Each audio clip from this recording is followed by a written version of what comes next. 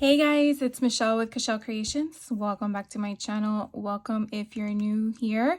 Today I wanted to hop on and kind of share with you a haul, I guess, in a way, but a tutorial to go with it because it's just going to be the Scrap Diva designs that I had purchased.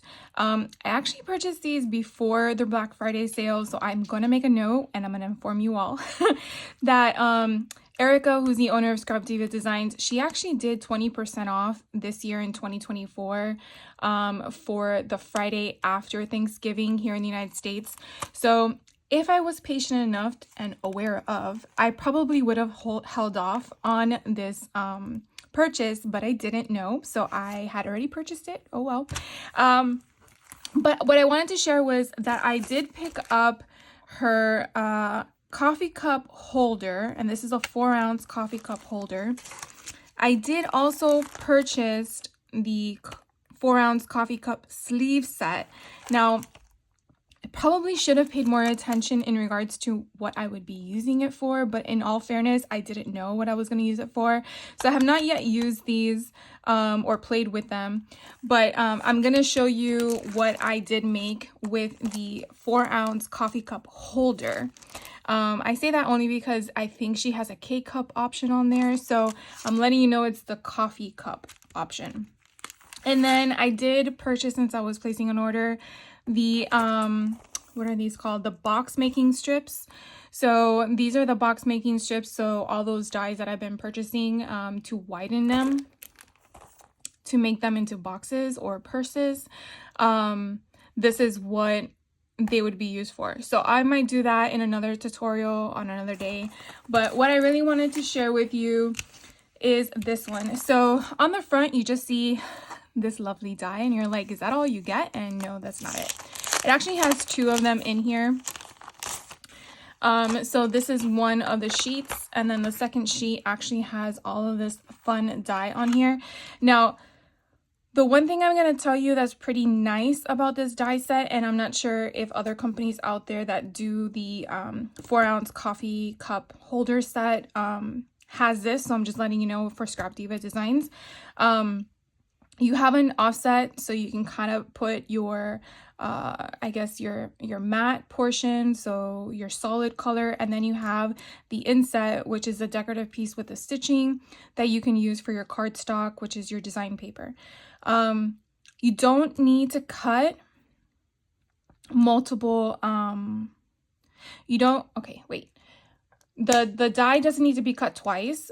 Each die on here just needs to be cut once. So what I mean by that is this here on the right hand side is going to be your insert. That's going to go in the base to hold it. So that's one that I've cut for you guys. So I've already done some of the the cutting. Then we're going to have one side of the coffee holder, the other side of the coffee holder, the back of the coffee holder, and then the bottom of the coffee holder. Yeah, that's how it goes. So I only need to cut it once, and then once you cut that, then you're gonna need your pattern paper. So with this one being the back, this is the pattern paper I chose. So we're gonna mat that on top with glue. And then the bottom piece, which is gonna be what you're gonna see at the bottom, I decided to go with this one. You can definitely change it up, and I'll show you what I did before we put this together. This piece is actually go on the other side, but I'm just going to show you where it's placed. So that is that piece, and then you're gonna have nope, wrong one. I keep getting them confused. This one's on this side, and this one is on this side, but they're upside down, I'm sure. So that's pretty much how you're gonna do it. So it's whatever pattern paper you want. This is one of Vicky Bouton's, I think it's something Wishes.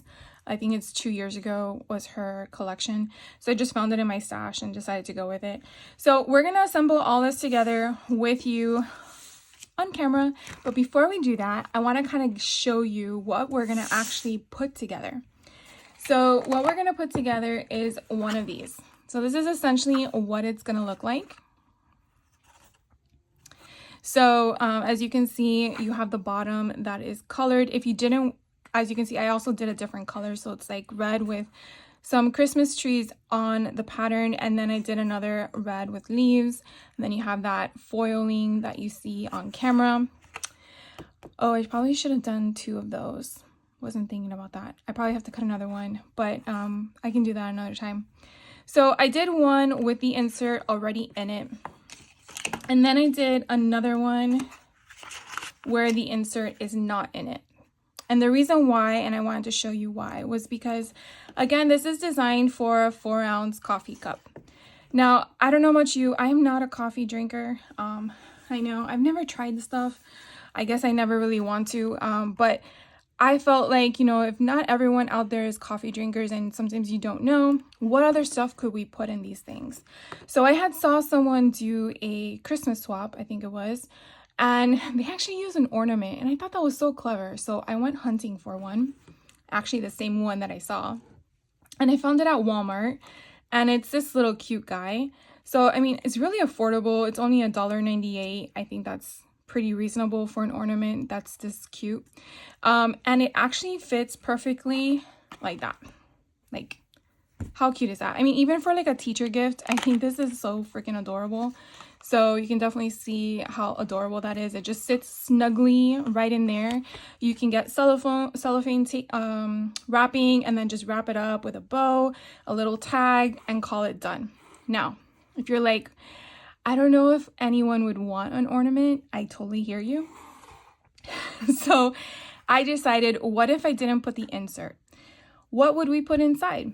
So I was at Walmart still, and I know that this time of year they have those little decorative little Debbies, and I thought, how cute would it be to put little Christmas trees?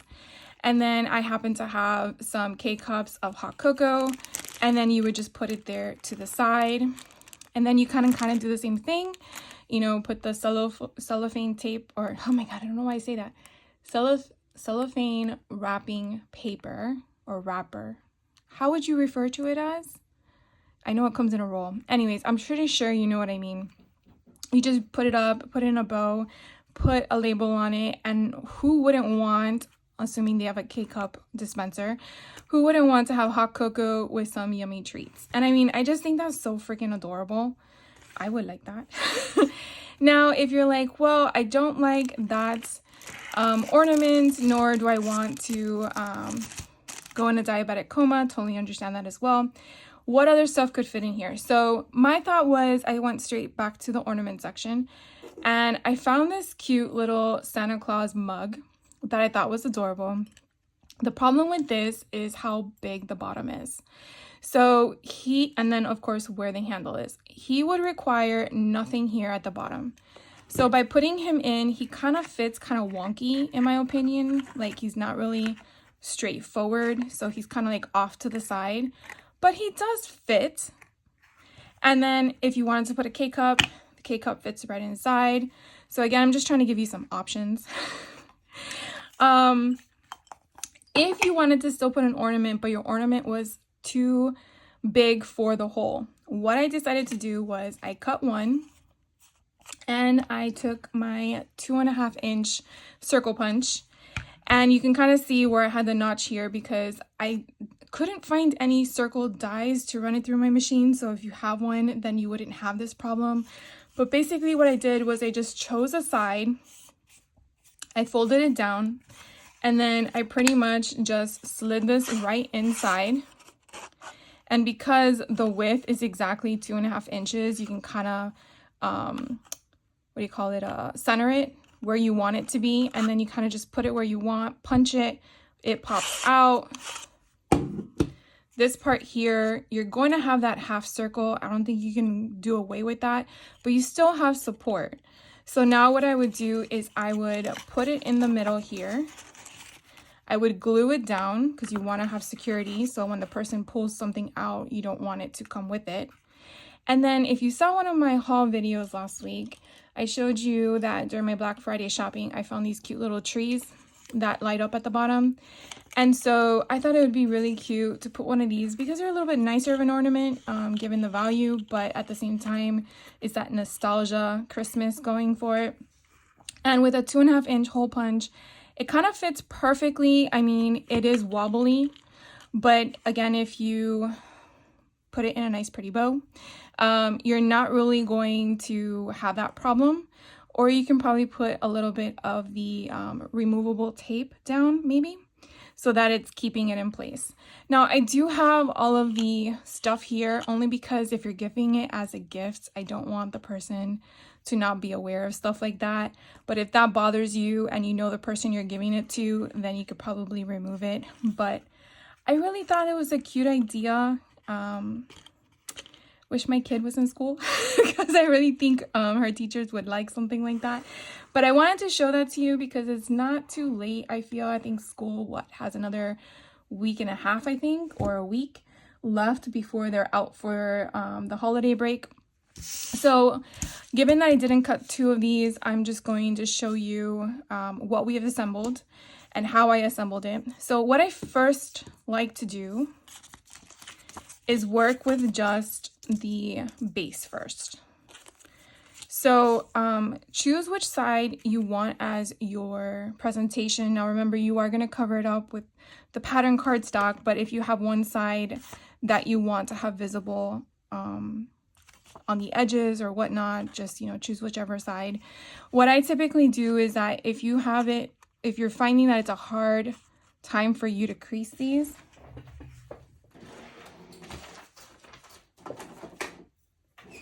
you can grab a stamping block and then just put your fold along that crease, and then it kind of helps you fold it quicker, or I guess even. I think Tim Holtz was the one that kind of showed us this in one of his lives. So now I have my little flap, and what I like to do is kind of just do it to everything so it's already pre-done. So we're just gonna fold them really quick. And you can use your bone folder to burnish those edges down if you want.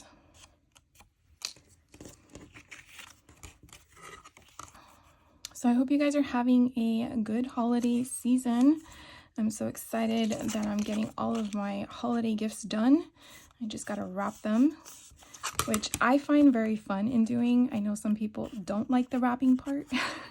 I am that person that actually likes it. I guess because when I was little, my mom made it fun for me, so I just enjoyed it. I just love putting on Christmas movies and just sitting there and wrapping them. Of course, the trick is after you wrap it, making sure you remember who it was for. That's the part that I have problem with sometimes. Being like, oh, who is this for again? So again, you're just gonna fold that down, and this is the part on the inside that is going to have that pattern paper, because now we're folding it so it's not flat, so you can kind of see what it looks like, and the item will sit in here. So if you have intent to making this a different pattern when they remove the item from the center, just know that, you know, you can change that color however you want. I mean, everything could be different colors, different patterns if you want as well. So here we go with the kind of concept of how we're going to put this together. So here is the next thing that you want to think about. And the reason why I say to not put your pattern paper on first is because when you put the flaps to bind everything together, you want the pattern paper to kind of hide that kind of stuff so you don't see it. If for some reason you already put your pattern paper down, then you definitely want to hide it by putting it on the bottom. And then again, it's your call if you want to put pattern paper on the bottom as well.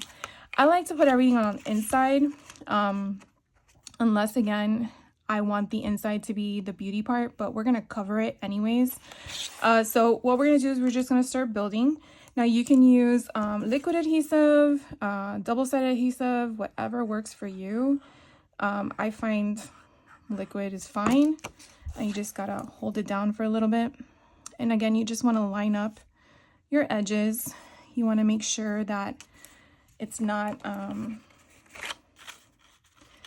going too far off. So again, I'm just lining my edges up, making sure my flaps come in, and then grabbing my bone folder and burnishing it down.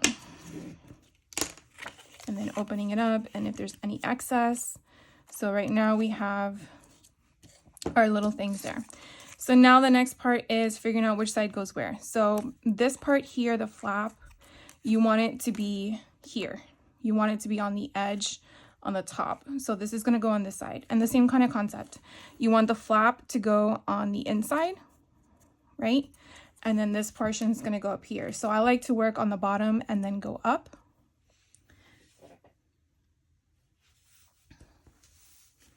So I am just going to put some here, like so, and then I kind of like butt it up to it, and then I push the flap down like that, take away all that excess. Now you're not going to cover this portion up, but again, I just want to fold it over. And then what I'm going to do is I'm going to do the other side before I do the insides. For me, I just feel like it works better, but you definitely work with whatever feels good to you in regards to its format. So we're going to do the same exact thing we did to the other side. And I'm going to put glue down. I just think these are so cute to create. And I already made 2 of them. This is my 3rd one. And choosing the pattern paper, I think, is like the hard part for me because pattern paper is so pretty. And then it's trying to figure out how it's going to look when you put it all together. All right, so now you have the 2 flaps in the back. You have the 2 flaps in the front that are going to connect. And so this kind of shows you what's going to happen. So these are going to come here. This is going to come here. And like in a matter of seconds, we've already created a box. Okay, so before you do anything further, this is where you can then stop for a moment and decide. While this is flat, we can do the 2 sides and the front with the pattern paper because it will probably be easier than whatnot. So just remember that this is going to go upright if you have a pattern that has to be in a certain format. So just take that into consideration. This one doesn't, so I'm just going to put it on, and I didn't really follow a specific pattern. I just cut from the paper, and it's just like a perfect offset the way that these dies were designed, and I just love it. Again, these the same way. This is what I was going with in my choosing where I want them to be.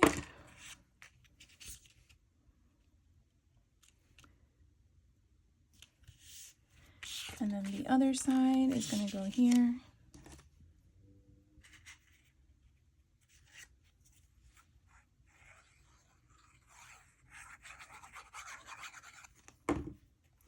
So hope you guys are getting all your shopping done, or your gifts for your friends and family. And if you have kids in school, those teachers. All right, so I'm not doing the back or the bottom. Actually, we can do the bottom because there's no other option. So we're gonna do the bottom, so that's already done. So let's put some glue. Now there is one thing I do wanna note when playing with this die that I didn't show on camera because I cut everything ahead of time. So I was watching some of Erica's design team members for this die, and Tiffany from Let's Get Scrappy had done a tutorial on this, and that's kind of like what inspired me, probably what made me purchase it, to be honest with you. But she showed, and I'm just gonna take a quick sidebar break. This particular die here, which is the black one, you'll see where this doesn't have a centerpiece that this one does. So what she basically did was she showed us 2 things. It's your call how you want to deal with it. I decided to go with one option. So first, you want to make sure that when you put it on your paper, you're putting it on the side that has the cut, not the flat side. Because I did that and I'm like, oh crap, I got to take it all up again. So tip number 1, make sure when you're doing this step, you put the cut side down on your paper. So what you're going to do is you're going to put your cut side down on your paper and pretend there's a sheet of paper there. Then you are going to take your, what do you call it? The mint tape. You know what? Let me just get a piece of paper. And I'm going to show you. I just grabbed one from a kit I'm working on. Okay, so we're going to pretend this is the paper I'm going to cut, which I'm not going to cut it, but I'm just showing you. You're going to put this down, and you're just going to take your mint tape or your washi tape or whatever tape you use, your temporary tape, and you're going to put it on the bottom. Then you're going to take the pattern paper die, and you're going to put that where you want it to center. Okay, I know this seems weird, but just go with me. Take a pencil, holding down where your die is supposed to be. You're going to take your pencil and you're going to just lightly, I mean, it's going to be cut out anyways.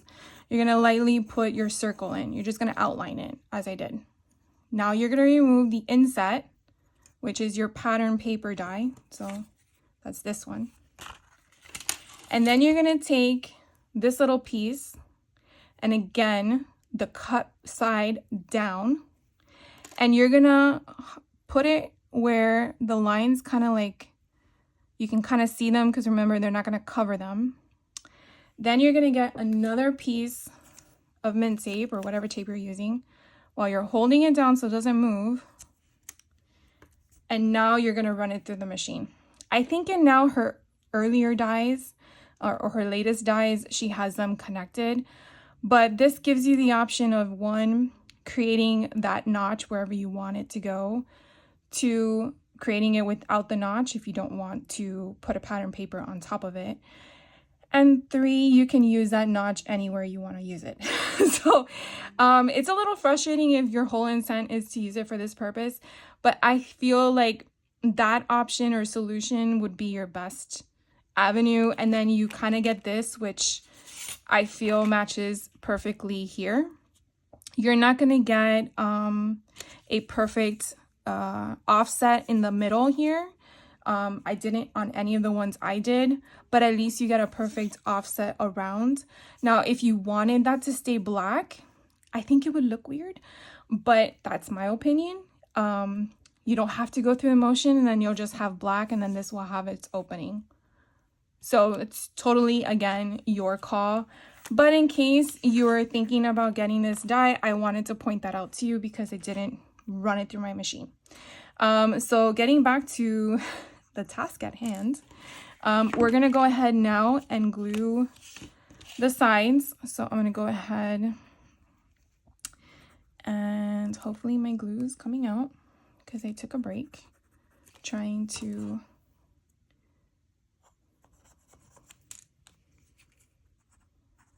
There we go. And I'm going to do the other side. And then we're just going to come up and again, just kind of like push it with your fingers and then make sure you don't go over too far. So let's try to get these lined up.